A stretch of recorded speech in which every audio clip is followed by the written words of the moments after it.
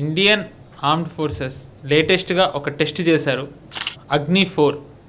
మనం గనక గాల్వాన్ తర్వాత చూసుకున్నట్టయితే ఈ భారీ మిసైల్స్, బెలిస్టిక్ మిసైల్ టెస్టింగ్ చాలా భారీగానే అవుతుంది. అందులో భాగంగా లేటెస్ట్లీ అగ్ని-4 లాంచ్ టెస్ట్ చేశారు. రిజల్ట్స్ కూడా బాగానే వచ్చాయని అనౌన్స్ చేశారు. ఏం చెప్తారు సార్? మనకు బ్యాలిస్టిక్ మిసైల్స్ అన్నవి ఎక్కువ దూరం కొట్టాలంటే కనుక బ్యాలిస్టిక్ మిసైల్స్ మనకు చాలా అవసరం. అది వాటిల్లో కూడా కొత్త కొత్త టెక్నాలజీస్ తీసుకొస్తున్నారు. ఎందుకంటే బ్యాలిస్టిక్ మిసైల్ అంటే ఇక్కడి నుంచి ఫైర్ చేస్తే అది ఆ స్పీడ్కి ఆకాశంలో వెళ్ళి మళ్ళీ భూమి యొక్క గ్రావిటీ, గురుత్వాకర్షణతోటి వచ్చి పడేటువంటి బ్యాలిస్టిక్ మిసైల్స్. కానీ వీటిని టార్గెట్ చేయగలరు, ఎందుకంటే రెడార్లో దొరుకుతాయి. ఇవి రెడార్లో దొరికాయంటే రెడార్ ఆధారంగా వాళ్ళు చాలా సునాయాసంగా వీటిని పట్టుకోవచ్చు. వాటిని యాంటీ మిసైల్ ఏదో అటాక్స్ చేయడం, మనకు ఫర్ ఇన్స్టెన్స్ ఇజ్రాయెల్లో మనకు ఐరన్ డోమ్ లాంటివి ఉన్నాయి, పేట్రియట్ మిసైల్స్ లాంటివి చాలా ఉన్నాయి. ఇవి యాంటీ మిసైల్ టెక్నాలజీలో వాడి దాన్ని వాళ్ళు ఛేదించగలిగిన కెపాసిటీ వాళ్ళకు ఉన్నది. అది కానీ మనం ఇప్పుడు వస్తున్నటువంటి మిసైల్స్లో అంతా కూడాను రెడార్కి చిక్కకుండా స్టెల్త్, తప్పించుకొని వెళ్ళి కొట్టగలిగినటువంటి క్షమత పెంచుకుంటున్నారు. కొంత వాటిలో క్రూజింగ్ కెపాసిటీ కూడా కొంత పెడుతున్నారు. అంటే ఒక పర్టికులర్ స్టేజ్ వరకు దాన్ని ఒకసారి డైవర్ట్ చేయొచ్చు, మళ్ళీ ఒక హైట్కి రీచ్ అయ్యి మళ్ళీ కింద కొట్టేటప్పుడు బహుశా దానికి మనం కంట్రోల్ చేయడం చాలా కష్టం. ఎందుకంటే అది ఆల్మోస్ట్ హైపర్సానిక్ స్పీడ్లో వెళ్తాయి. అవి ఆ స్పీడ్లో వెళ్ళేటప్పుడు కంట్రోల్ చేయడం కష్టం. సో అందుకని ఇటువంటివన్నీ కూడా డెవలప్మెంట్స్ అనేవి జరుగుతున్నాయి. ఒక మిసైల్ మనం తయారు చేసామంటే అదే మన దగ్గర పెట్టుకున్నట్టే లాభం లేదు. వస్తున్నటువంటి ఎమర్జింగ్ ఛాలెంజెస్ దగ్గర ఆధారంగా కావచ్చు, మన శత్రువు దగ్గర ఎటువంటి టెక్నాలజీ ఉంది కావచ్చు, దాని ఆధారంగా మళ్ళీ మనం చేసుకోవాల్సిన అవసరం ఉంది. మనకి గతంలో మనకు ఉన్నది పాకిస్తాన్ మేజర్ థ్రెట్ ఉండేది. మనకు పాకిస్తాన్ థ్రెట్ అనేది ఇప్పుడు థ్రెట్ కాదు అని మనం నిర్ణయించుకున్నాం. మనం వాడి దగ్గర న్యూక్లియర్ వెపన్ ఉంది, సరే కొబ్బరి చిప్ ఇచ్చినట్టు వాడు ఏం చేస్తాడో మనకు తెలియదు. కానీ ఆ విషయం పక్కన పెడితే లిటరల్గా వాళ్ళు మనల్ని ఛాలెంజ్ చేసే పరిస్థితిలో లేరు. కన్వెన్షనల్ యుద్ధంలో అయితే మనల్ని ఛాలెంజ్ చేసే పరిస్థితి వాళ్ళ దగ్గర లేవు. వాళ్ళు ఏ మిసైల్ ఫైర్ చేసినా దాన్ని కౌంటర్ చేయగలిగిన కెపాసిటీ మన దగ్గర ఉన్నాయి ఆల్రెడీ. సరే, మనం S-400 లాంటివి కూడా తెచ్చుకున్నాం, కానీ బట్ మన దగ్గరే చాలా ఉన్నాయి. మన దగ్గర పినాకా, తలా ఇంకా చాలా ఉన్నాయి. ఇటువంటివన్నీ చాలా ఉన్నాయి మన దగ్గర. అందుకని Pakistan is not a threat, China is a threat. చైనాలో కూడా మనకు పరిస్థితి ఏంటంటే ఇక్కడ LAC ఆవలి వైపు నిజంగా వాళ్ళకు కూడా పాపులేషన్ లేదు, కంప్లీట్గా డెజర్ట్. అది మనకు టక్లామకాన్ డెజర్ట్ వచ్చేసి మనకు అక్సై చిన్ దగ్గర ఉంటే, తర్వాత మనకు టిబెటన్ డెజర్ట్, టిబెట్ కూడా లిటరల్గా డెజర్టే, అక్కడ కూడా ఏం పండదు, ఏం మనుషులు చాలా తక్కువ ఉంటారు. తర్వాత మనకు గోబీ డెజర్ట్, ఇవన్నీ కూడాను ఈ డెజర్ట్స్ అన్నీ కూడా లిటరల్గా కోల్డ్ డెజర్ట్స్ అంటారు. కాబట్టి అంత ఎత్తున ఉంటాయి కాబట్టి మనుషులే ఉండరు. మనం కొట్టాల్సిన టార్గెట్లు ఎక్కడ ఉంటాయి? నియరెస్ట్ మన పెద్దగా చూస్తే లాసా కొట్టాలి, లేదా చెంగుడు కొట్టాలి. చెంగుడులో వాళ్ళ ఎయిర్క్రాఫ్ట్ ఏవియేషన్ ఇండస్ట్రీస్ ఉన్నాయి, అవి కొట్టాలి. కాబట్టి మనకు ఎక్కువ దూరం కొట్టగలిగినటువంటి క్షమత మనకు కావాలి. అందుకని మనం వీటి మీద ఫోకస్ ఎక్కువ పెడుతున్నాము. గతంలో ఏంటంటే మనకు శత్రువులు పక్కపక్కనే ఉన్నారు కాబట్టి మనం మనల్ని డిఫెండ్ చేసుకోవడానికి ఓన్లీ మీడియం రేంజ్ మిసైల్స్ మాత్రమే మన దగ్గర ఉండేవి. ఈవెన్ బ్రహ్మోస్ మిసైల్ కూడా ఓన్లీ 290 కిలోమీటర్స్ మాత్రమే వెళ్తుంది, అది క్రూజ్ మిసైల్. దానికి ఆఫ్కోర్స్ వేరే కారణాలు కూడా ఉన్నాయి. మనకు లాంగ్ టర్మ్ మిసైల్స్కి మనకు టెక్నాలజీ ఇవ్వకూడదు అని చెప్పేసి అప్పుడు మిసైల్ టెక్నాలజీ కంట్రోల్ రెజీమ్ ప్రకారం మనకు 300 కిలోమీటర్ కంటే తక్కువే ఉండాలి అని చెప్పి పెట్టడంతో రష్యా మనకు ఆ టెక్నాలజీ ఇచ్చారు. ఇప్పుడు మనం ఆ కంట్రోల్లో లేము కాబట్టి మనం దాన్ని ఇంక్రీజ్ చేసుకుంటున్నాం. అలాగే అగ్ని సిరీస్లో కూడా మనం ముందుకు వెళ్ళే ప్రయత్నాలు చేస్తున్నాం. అగ్ని-4 అన్నది రమారమి 4000 కిలోమీటర్ల దాకా కొట్టగలదు అని అఫీషియల్గా చెప్తున్నారు. కానీ దీంట్లో ఏంటంటే దాంట్లో పేలోడ్, దాంట్లో ఏ బాంబు అయితే పెడతామో దాని యొక్క బరువు బట్టి, ఫర్ ఇన్స్టెన్స్ ఇది 1000 కిలోల దాకా తీసుకొని వెళ్ళగలదు. 1000 కాకుండా 500 పెట్టామంటే బహుశా మనం దాన్ని ఇంకో 500, 600, 1000 కిలోమీటర్ల దాకా దాన్ని ఎక్స్టెండ్ చేయగలం. దాన్ని ఎందుకంటే దాని వెయిట్ బట్టి దాని యొక్క స్పీడు, దాని కెపాసిటీ అంతా డిసైడ్ చేస్తాం కాబట్టి అది చేయొచ్చు మనం. ఫర్ ఇన్స్టెన్స్ మనకు ఒక ఊరు కొట్టవలసిన ఆవశ్యకత లేదు, దాంట్లో మనం న్యూక్లియర్ మెటీరియల్ పెట్టవలసిన ఆవశ్యకత లేకపోవచ్చు. Normal detonators, normal fissile material పెట్టి కొట్టాల్సి వస్తుంది. అటువంటిప్పుడు బహుశా మనకు 600-500 కిలోగ్రామ్స్ పెడితే చాలు. ఫర్ ఇన్స్టెన్స్ ఇందాక మనం అనుకున్నాం కదా, మనము లాసాలో ఉన్నటువంటి వాళ్ళ ఏదైతే మెయిన్ క్యాంటన్మెంట్ ఉందో, వాళ్ళ మెయిన్ కమాండ్ సెంటర్ ఉందో దాన్ని కొట్టాలంటే మనకు పెద్ద వెయిట్ వాడడానికి అవసరం లేదు. మనం అలాగే చెంగుడులో ఫర్ ఇన్స్టెన్స్ వాళ్ళ ఏవియేషన్ ఇండస్ట్రీ ఉంది, JF-10, JF-20 ఇవన్నీ ఇక్కడ తయారవుతాయి. దాన్ని కొట్టాలంటే మనం ఊరంతా నాశనం చేయవలసిన అవసరం లేదు. అటువంటిప్పుడు ఏమవుతుందంటే దీన్ని ఇంకా ఇంక్రీజ్ చేసుకోవచ్చు, దాని కెపాసిటీ ఇంక్రీజ్ చేయొచ్చు, దాని స్పీడ్ ఇంక్రీజ్ చేయొచ్చు, ఇటువంటివన్నీ చేయొచ్చు. కాబట్టి ఆ దృష్ట్యా 4000 అఫీషియల్గా చెప్తున్నారు. ఎనీథింగ్ బిట్వీన్ 4,000 to 4,500 ఆ రేంజ్లో మనం కొట్టవచ్చు దాన్ని. అంటే లిటరల్గా మనల్ని అటాక్ చేసే స్థావరాలు చైనాలో ఏమేమి ఉన్నాయో అవన్నీ మన పరిధిలోకి వస్తాయి. అవన్నీ కూడా మనం ఛేదించవచ్చు. అది కెపాసిటీ. అందుకనే చాలా క్రూషియల్. సరే, అగ్ని 5 నెక్స్ట్ లెవెల్, అది కూడా ఇప్పుడు చాలా అడ్వాన్స్డ్ ట్రయల్స్లో ఉన్నాయి. అవి కూడా త్వరలో ఇండక్ట్ చేస్తారు. అవి ఎస్పెషలీ దాంట్లో రీసెంట్గా జరిగినటువంటి టెస్ట్ ప్రకారం మల్టిపుల్ ఇండిపెండెంట్లీ టార్గెటబుల్ మిసైల్స్. అవి అంటే ఒకసారి షూట్ చేస్తే 10 టార్గెట్స్ని ఒకటేసారి ఛేదించగలదు అది. సో అటువంటిది అనమాట. వాటిని మళ్ళీ క్రూజ్, దాంట్లో నెక్స్ట్ వర్షన్స్ వస్తాయి. దీంట్లో మళ్ళీ క్రూజ్ వెళ్ళేది, దాన్ని మళ్ళీ మధ్యలో మీడియర్ డైవర్షన్స్ చేయగలిగిన కెపాసిటీస్ అనేవి ఇంకా పెరుగుతాయి దాంట్లో. సో క్రమేపీ మన శక్తిని పెంచుకుంటున్నాం. ఎందుకు? ఇప్పుడు మన శత్రువు అనేది చైనానే. చాలా క్లియర్గా మనం దాన్ని టార్గెట్ చేస్తున్నాం. లిటరల్గా మనకు షార్ట్ రేంజ్ మిజైల్స్ చాలు పాకిస్తాన్ కొట్టడానికి. 200-250 కిలోమీటర్ దాటితే ఆఫ్ఘాన్ బార్డర్ వచ్చేస్తుంది మనకి. లిటరల్గా వాళ్ళది ఏముంది, పరాచినార్ కావచ్చు, పెషావర్ కావచ్చు, మన సరిహద్దు నుంచి పెద్ద దూరంలో లేవు అవి. ఇస్లామాబాద్ అయితే మనకు యాక్చువల్గా మనకు కనుక ఇంటర్నేషనల్ బార్డర్ ఉంటే కనుక, ఇంటర్నేషనల్ బార్డర్ లిటరల్గా ఇస్లామాబాద్ టెరిటరీకి మనం ఆనుకునే ఉన్నాం.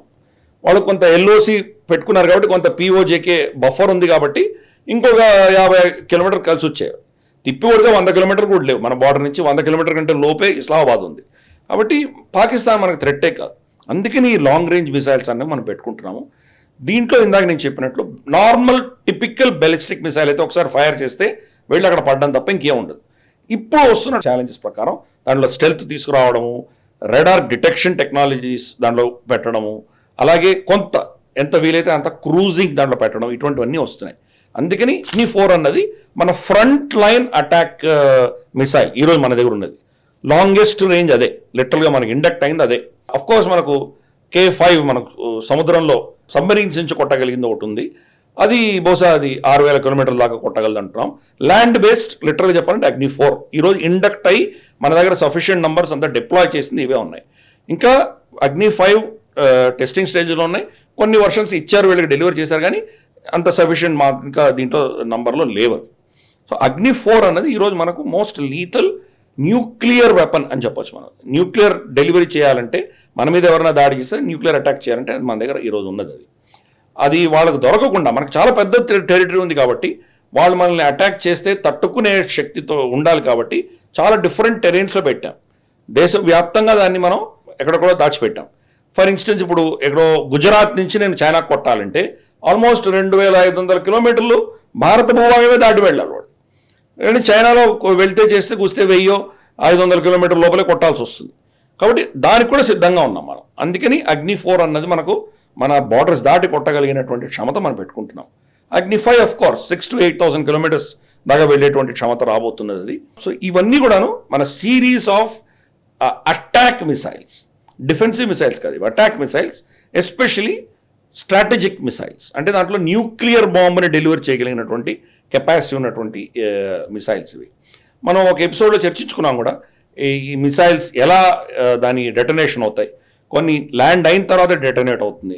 ల్యాండ్ అవడంతో ఆ ఇంపాక్ట్కి దాని ట్రిగర్ నొక్కడంతో అది పేలుతుంది. అవి కొన్ని ఉంటాయి. కొన్ని ఏమవుతాయి, జస్ట్ ల్యాండ్ అయ్యేదానికి కొన్ని క్షణాల ముందే డెటనేట్ అవుతుంది. దాని యొక్క ఇంపాక్ట్ ఇంకా చాలా విస్తృతంగా ఉంటుంది. ఇంపాక్ట్ అయ్యి డెటనేట్ అయింది అక్కడ మాత్రమే ఉంటుంది, దానికి ఎంత కెపాసిటీ ఉంటుంది అంత. కానీ అంతకంటే కొంత హైట్లో డెటనేట్ అయింది ఇంకా చాలా విస్తృతంగా ఉంటుంది. ఇంకొన్ని ఏంటంటే దాని డిఫరెంట్ టైప్స్ ఆఫ్ వీళ్ళు ఎప్పుడు టైమింగ్ పెడితే ఆ టైమింగ్లో డెటనేట్ అవుతుంది. ఇటువంటి చాలా టెక్నాలజీస్ ఉన్నాయి వాటిలో. అవన్నీ కూడా అగ్ని 4లో అగ్ని 5లో అవన్నీ కూడా నిక్షిప్తం చేయబోతున్నారు. సో ఆర్మీ డిసైడ్ చేస్తుంది, దాన్ని ఫైర్ చేసేటువంటి ఆర్మీ టైమింగ్ బట్టి మనం దీన్ని డెటనేట్ చేయాలా, లేదా మనం ఇంపాక్ట్ మీద డెటనేట్ చేయాలా, లేదా బిఫోర్ ఇంపాక్ట్ సటన్ హైట్ రాగానే డెటనేట్ అవుతుందా, ఇవన్నీ కూడా నిర్ణయించడం జరుగుతుంది. అందుకని మనకు ఇది స్ట్రాటజిక్గా ఇది చాలా చాలా కీలకమైనటువంటి అస్త్రం మన దగ్గర ఉన్నది. ఈరోజు మోస్ట్ లీథల్, మోస్ట్ లాంగెస్ట్ డిస్టెన్స్కి వెళ్ళగలిగినటువంటి శక్తి దీంట్లో ఉంది. రైట్ సార్, మీరే ఇప్పుడు చెప్పారు ఇది the most lethal longest distance వెళ్ళగలిగే మిసైల్ అని. కానీ మనం మన మిసైల్ ఎక్స్పోర్ట్లో చూసుకున్నట్టయితే బ్రహ్మోస్ మీద పెట్టినంత ఫోకస్ వేరే మిసైల్స్ మీద మనం పెట్టట్లేదు. అంటే ఆకాష్ అవి ఇస్తున్నామా, కానీ అది surface to air missile, బెలిస్టిక్ missile కాదు. పినాకా ఇస్తున్నాం, అది రాకెట్ లాంచర్. మన దగ్గర ప్రళయ్ ఉంది, నిర్భయ్ ఉంది. అఫ్కోర్స్ ఒక్కొక్కటి ఒక్కొక్క స్పెషాలిటీ, ఒకటి క్రూజ్ అంటాము, ఒకటి షార్ట్ రేంజ్ బలిస్టిక్. డిస్టెన్సులు వేరు కానీ అన్నీ బలిస్టికే. కానీ మనం బ్రహ్మోస్ మీద పెట్టిన ఫోకస్ అంటే ఒక రష్యా నుంచి తీసుకుని టెక్నాలజీ తీసుకుని డెవలప్ చేసాం, దాని మీద పెట్టిన ఫోకస్ మన ఓన్గా తయారు చేసిన వాటి మీద మనం ఎందుకు పెట్టట్లే ఎక్స్పోర్ట్లు? ఎందుకు పినాకా ఇస్తున్నాం కదా, multi rocket launcher, multi barrel rocket launcher ఆర్మీనేకి ఇచ్చాం మనం ఇవ్వడానికి సిద్ధంగా ఉన్నాం. ఇన్ఫ్యాక్ట్ కొన్ని మిసైల్స్ మనం మియన్మార్ కూడా ఇచ్చాం మనం. ఇన్ఫ్యాక్ట్ ఒకటి వాళ్ళు మిస్ఫైర్ చేస్తే అది వాళ్ళ బీచ్ మీద పడి ఉండింది. అది చాలా దాని మీద కాంట్రవర్సీ వచ్చింది. మేడ్ ఇన్ ఇండియా దాంట్లో అంటే ఇండియా ఎప్పుడు సప్లై చేసింది వీళ్లకు అని చాలామంది ప్రశ్నించారు కూడా. సో మనం సప్లై చేస్తున్నాం, చేయట్లేదని నన్ను. కాకపోతే అగ్ని సిరీస్ లాంటివి లాంగ్ రేంజ్ కొట్టవలసి మనం ఎందుకు ఇస్తాం? మనం మిసైల్ కంట్రోల్ రెజీమ్స్ ఉన్నాయి కదా, ఆ రెజీమ్ ప్రకారం వాళ్ళందరికీ అంతంత దూరాలు కొట్టేది ఇవ్వకూడదు. మనకే 300 కిలోమీటర్ల లోపలే ఉండాలని బ్రహ్మోస్ ఇచ్చారు వాళ్ళు రష్యన్స్. సరే ఇప్పుడు మనం దాన్ని ఎన్హాన్స్ చేసుకున్నాం, 800 కిలోమీటర్ల దాకా మనం ఎన్హాన్స్ చేసుకుంటున్నాం. కానీ అదే రెజీమ్ మనమే కూడా వర్తిస్తుంది కదా. ఆ మిసైల్ కంట్రోల్ రెజీమ్ ఆమోదం ఉన్నటువంటి దేశాలకు మాత్రమే మనం ఈ మిసైల్స్ అమ్మచ్చు. ప్రస్తుతానికి అటువంటిది కెపాసిటీ అటువంటి అడిగే వాళ్ళు ఎవరు లేరు మన దగ్గర. ఉన్నప్పుడు చూద్దాం. ఇవ్వకూడదని మనం ఏం రూల్ లేదు. బహుశా అగ్ని 2 కానీ అగ్ని 3 కానీ ఇవి మనం ఎక్స్పోర్ట్ చేసేటువంటి అవకాశాలు ఉన్నాయి. ప్రస్తుతానికి ఎవరు అడగలేదు. ఎందుకంటే వాళ్ళకి అందరికీ కూడాను వాళ్ళకు ఉన్నటువంటి థ్రెట్ డిఫెన్సివ్ థ్రెట్సే ఎక్కువ ఉన్నాయి వాళ్ళకి. ఫిలిప్పైన్స్ తీసుకుందాము, వియట్నాం తీసుకుందాము, జపాన్ తీసుకుందాము, టైవాన్ తీసుకుందాము. ఆఫ్కోర్స్ జపాన్ టైవాన్ వాళ్ళే తయారు చేసుకున్నారు. కానీ వాళ్ళకు అడిషనల్గా కావాలంటే కనుక వాళ్ళ థ్రెట్ అంతా తిప్పి కొడితే కొన్ని 100 కిలోమీటర్లు దాటి లేవు. 200, 300, 400, 500 కిలోమీటర్లు దాటి లేదు వాళ్ళకి. కాబట్టి వాళ్ళకి ఇంత దూరం వెళ్ళేటువంటి బ్యాలిస్టిక్ మిసైల్స్ ఇవ్వాల్సిన ఆవశ్యకత లేదు. కానీ అవసరం అంటూ వస్తే చూద్దాం. ఇప్పుడు ప్రస్తుతానికి ప్రతి ఒక్కరికి బ్రహ్మాస్త్రం ఇవ్వాల్సిన అవసరం లేదు కదా. వాళ్ళకున్న చిన్న చిన్న అస్త్రాలు బాణాలతో చాలు, వాళ్ళు దాని యుద్ధం చేస్తారు. వాళ్ళు అంతకుమించి శక్తి ఇస్తే కనుక దానివల్ల ప్రపంచం రేపు గొడవలో వెళ్ళేటువంటి ప్రమాదం ఉంది. కాబట్టి ఎవరికి ఎంత ఇవ్వాలో అంత మాత్రమే ఇస్తాము. ఈ అన్ని హై ఎండ్ టెక్నాలజీస్ ఉన్నటువంటి అస్త్రాలు మనం ఎవరికి ఇవ్వము. ఫ్యూచర్లో అటువంటి అవసరం వస్తే చూద్దాం. ఫర్ ఇన్స్టెన్స్ ఇజ్రాయెల్ మన దగ్గర కొనుక్కుందాం, వాళ్ళకి ఏదో అవసరం ఉంది కొనాలి, చూద్దాం. మనం డినే చేయకపోవచ్చు. ఎందుకంటే వాళ్ళ దగ్గర ఇతరత్ర మన టెక్నాలజీస్ తీసుకుంటాం కాబట్టి ఇది ఇవ్వడానికి మనం సంకోచించాం. వాళ్ళు ఎనివే వాళ్ళ దగ్గర వాళ్ళకి కావాల్సిన టెక్నాలజీ వాళ్ళ దగ్గర ఉన్నది. బట్ చూద్దాం, రాబోయే రోజుల్లో ఏమైనా మిత్ర దేశం కావాలనంటే అప్పుడు చూద్దాం. ప్రస్తుతానికైతే మనం దీన్ని ఎక్స్పోర్ట్ చేయట్లేదు. ఈ వీడియో మీకు నచ్చినట్టయితే లైక్ చేయండి, 10 మందికి షేర్ చేయండి. అలాగే కామెంట్ల రూపంలో మీ అభిప్రాయాలను మాతో పంచుకోండి. Nationalist hub group of channels ను సబ్స్క్రైబ్ చేసుకుని తెలుగునాట జాతీయవాద జర్నలిజాన్ని ప్రోత్సహించండి. ఈ వీడియో కింద ఉన్న బెల్ ఐకాన్ పై క్లిక్ చేయడం మర్చిపోవద్దు.